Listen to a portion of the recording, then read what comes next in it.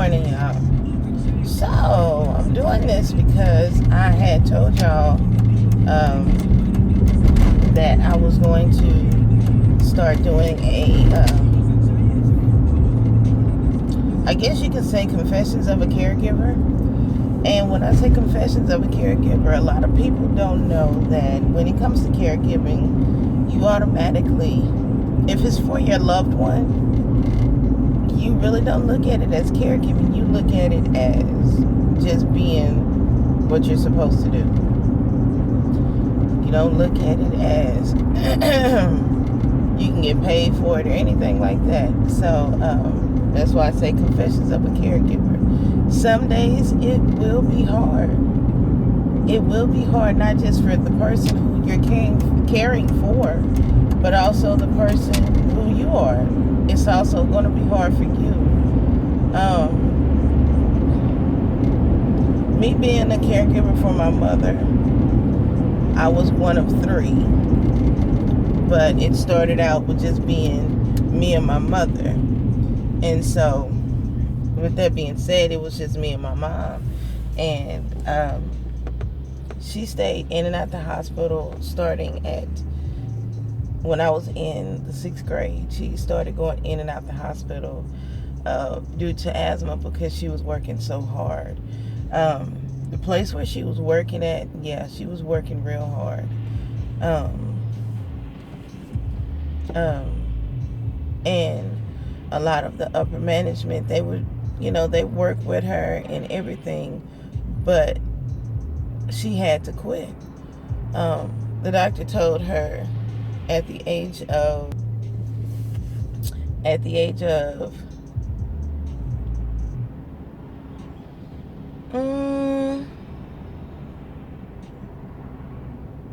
32, I want to say. My mom was 32. Was she 32? 32, yeah. 32, at the age of 32. The doctor told her either she wanted to live to see 50, she would have to quit. But if she didn't, she would just keep working. So my mom had to quit. Even though she didn't want to quit her job that she was at, I understood because she made a lot of friends. And not only that, the job, they did treat her well. The people in upper management, they saw how hard she worked. And they did treat her well. And when I say upper management, I'm talking about the people who own they owned it. And I've met them a couple of times. I met their wives. I've met, almost the whole family seemed like. But, and this is Fort Worth, one of the richest, powerful families in Fort Worth. I'm not going to say who it is. I'm not going to do that. But, yeah. And it hurt her feelings when she had to put in her notice that she had to quit because of doctor's orders. So, she did. She quit. I do apologize. I'm driving to work. But she did. She quit. And so, it hurt her feelings because we had to start from scratch. We had to start from the bottom and work our way up. So that's when we decided to move back to Dallas. Mind you, we were living in Fort Worth for like 6-7 years. About 6-7 years, something like that.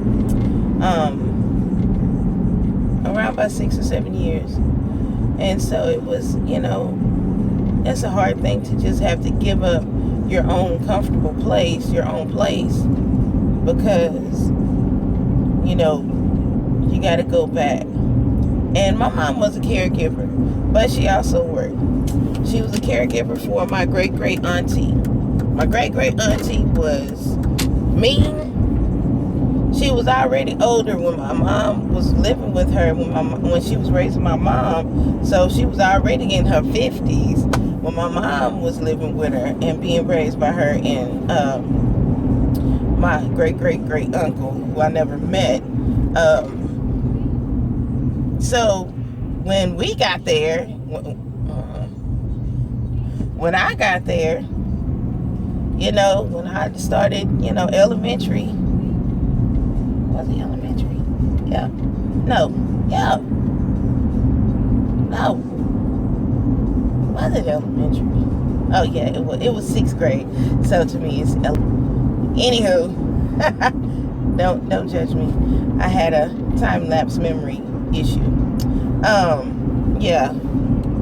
So with that being said, we had moved back to Dallas, and my great auntie started, tripping. And when I say she started tripping, can I get over?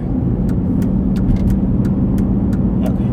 When I say she started tripping, she did. She started, really forgetting stuff. She started forgetting where she would put stuff. She started forgetting, like she had a pistol. Yeah, she had a pistol, she had a rifle, but she mainly kept her pistol up under her bed because where she lived was like Southeast Dallas. If you know where Dallas is and you know where the Fair Park is, on one side is East Dallas, on the other side is South Dallas. So on Southeast Dallas is where we lived because we was like smack dab in the middle. And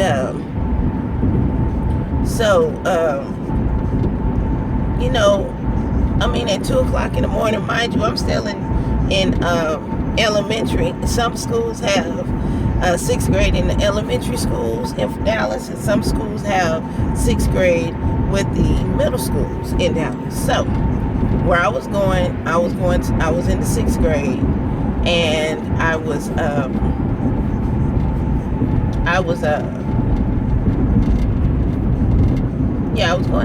in 6th grade.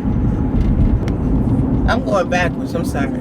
So for us to move to Fort Worth, that's why we moved to Fort Worth, because of the situation with my great auntie when I was in the 5th grade. In the 5th grade, I had to move from there because my great auntie she just really started forgetting a lot. She forgot who I was. She forgot who my mom was. She started forgetting where she would put stuff. So when she had her pistol, usually she had her pistol up under her bed, but my mom had convinced her to move it from up under her, not her bed, but her pillow up under her, so she wouldn't be sitting up there shooting people all willy-nilly, and including her dog. That's why my mom, for safety reasons. So, during that time, before my real grandmother had passed, she was telling her sister, who my great auntie was, she kept telling her, oh, Carrie don't want nothing but your money. She ain't doing nothing but stealing from you and all this stuff here. So that's what incited my great auntie to sit up there and accuse my mother of stealing her and all this stuff here. So it was a whole bunch of mess. At 2 o'clock in the morning, my mom had to walk down to the neighbor's house, really call the neighbor and ask her if we can, stay over there until 6 o'clock when the bus started running, so we can so basically she kicked us out. So, all because of my grandmother, my real grandmother on my mom's side, my mother's mother. Now, the back history of that family on my mother's side, my grandmother had 9 kids and gave all of them away, including my mother. And so 2 of her kids went to my great auntie, which was my Aunt Darlene and my Aunt Darlene and my mom. One had went to our cousin, who was older, and the other kids, they were dispersed between families somewhere else. I just know about them 3. The reason why I just know about them 3, because they're the only 3 that I ask about, because them the only 3 that I really mainly seen. So, that's what happened. My grandmother chose a man over her kids. Everybody don't have the same dad. I think maybe about 4 of them have the same dad, but everybody don't have the same dad. I don't think they do. I don't know.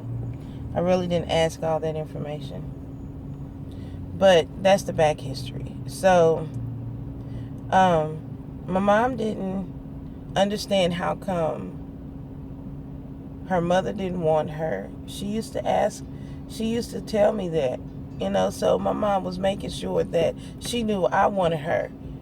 Even though they kept trying to get me from her. And they tried. They tried. That's why being a caregiver for my mother, it was second nature for me. So since you got the back history, going forward, 6th grade, doctor told her, she had to stop working. At 32, mind you. At 32, the doctor told her if she wanted to live to see 50, she had to stop working because she was working herself to death. Literally. So that was the hardest thing for her to do. Well, one of the hardest things for her to do is to stop working. When you have been independent most of your life, and you learn how to press hair, you learn how to comb hair and all this stuff here, you learn how to take care of her, all because your older sister, that's ridiculous, idiot. You just got that infinity. Jesus. So, that's a whole nother story. I don't like car accidents. People think I be getting mad. Sidebar. No, I don't like car accidents because the last car accident, I was off of work for a whole year and I had to learn how to walk again. I had to make myself walk again. I did not want to go to therapy all the time. I did not want to sit up there and be an invalid. I'm supposed to be walking with a cane. I'm supposed to be walking with a walker. I don't want to do that. That's just me. Okay. So that's why I get passionate about people driving idiotic, because of the fact that don't nobody want to have to go through that. Just like this doggone BMW. Don't nobody want to have to go through that. At least I don't. It's a lot of people that want to get in the wrecks. I don't want to be in one. I don't. But anyways, so, like I said, going forward, fast forward into the 6th grade, 32 years old, my mom was told that she had to stop working. So, that hurt. We didn't lose our apartment. They was working with us and stuff since we had been there for so long. And the apartment that we were in, it wasn't nasty, wasn't messed up or none of that. It was just, we just had to leave because she couldn't afford it anymore. And getting help from the welfare office, that wasn't going to work. Just couldn't do it. And so we just had to, move. And so after we moved, my mom tried to stay there as long as she could. She started getting jobs, little odd jobs here and there, so she can help, so we can have money to get to or from school, because I was catching the bus, so we can have a roof over our head, also so she can have money to get to and from work. Even though she stopped working in the industry she was working at, and that was she was working in the food industry at that time. But even though she stopped working in the food industry, like fast food and stuff, she stopped working there. So she started working at this, it was a consulting business. The young lady who she worked for, she was real sweet. She was nice. She was a black woman. She had her own business, and she had her own house. She had a little boy. That was the first time I rode in a Ferrari. I ain't never known a Ferrari was that small. And I was little.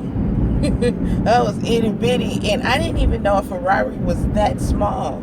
She had a 2-seater, but she had a son. So she had a 2-seater, but it also had a back seat. It was some kind of way we got in that car. Some kind of way we maneuvered to get in that car. We got in that car though. Yeah, that was crazy. But she was nice. She was real sweet. She took care of, anything that happened or whatever, she really depended on my mother. Even though my mother didn't have a vehicle, she really depended on my mother. And all my mom was her secretary. That's all my mom was. She was just her secretary. But she depended on my mom to do a lot for her. And my mom did do a lot. But she paid my mom well. She did. She paid my mom well. But like my mom told her, it was just going to be temporary because she's trying to go back to Dallas. So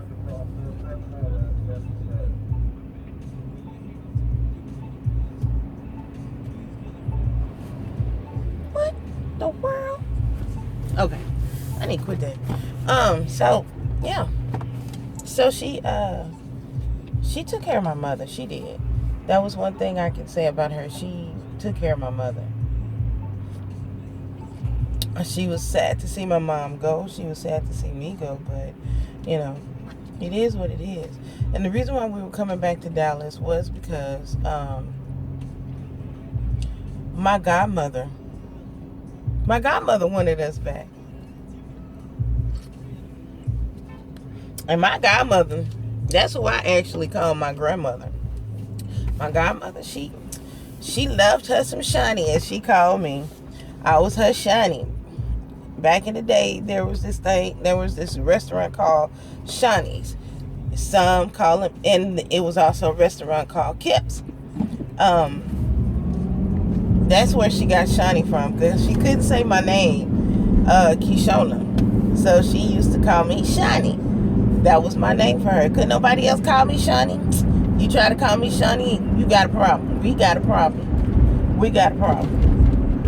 But that was my nickname from my godmother. She loved her some Shani. So she wanted us to come back, and so we did. We came back and we stayed with them for a while. And when I say them, I was talking about my godfather. That was my God. That was my daddy. That was my granddaddy. Oh, my bad. My granddaddy, my granny, and both of them were my godparents. And they loved me. I was not spoiled rotten, so don't get it twisted. I was not spoiled rotten. Hold on, big truck.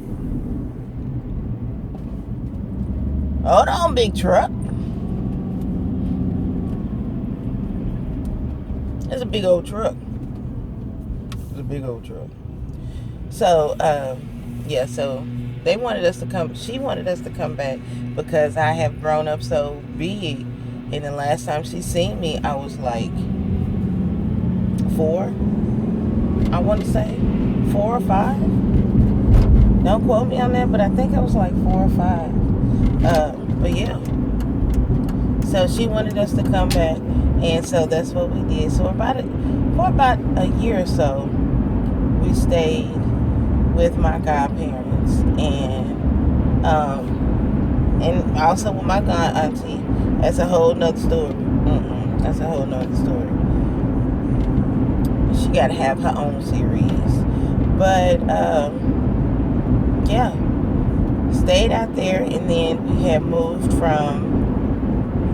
My mom was trying to make her way to Garland, Texas, so we moved from Oak Cliff to Pleasant